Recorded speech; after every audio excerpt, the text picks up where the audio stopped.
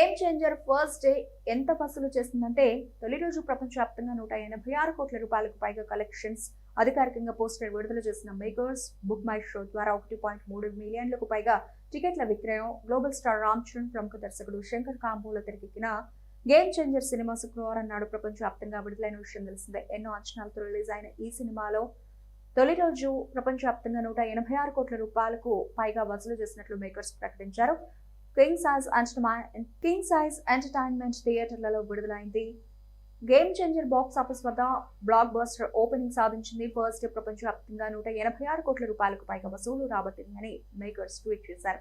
ఇక ప్రముఖ online ticket booking app book my show ద్వారా 1.3 మిలియన్లకు పైగా టికెట్ల విక్రయం జరిగినట్లు సంస్థ వెల్లడించింది. వారాంతం కావడం, సంక్రాంతి సెలవులు రావడంతో ఈ టికెట్ అమ్మకాలు మరింత పెరిగే అవకాశం ఉందని ట్రేడ్ వర్గాలు అభిప్రాయపడుతున్నాయి.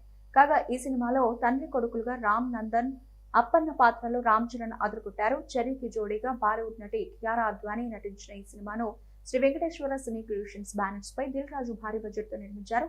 తమిళ దర్శకుడు కార్తిక్ సుబరాజ్ ఈ మూవీకి కథను అందించగా సముద్రఖని, ఎస్ సూర్య, శ్రీకాంత్, సునీల్, నవీన్, చంద్ర, అంజలి తదితరులు ఇతర కీలక పాత్రల్లో నటించారు.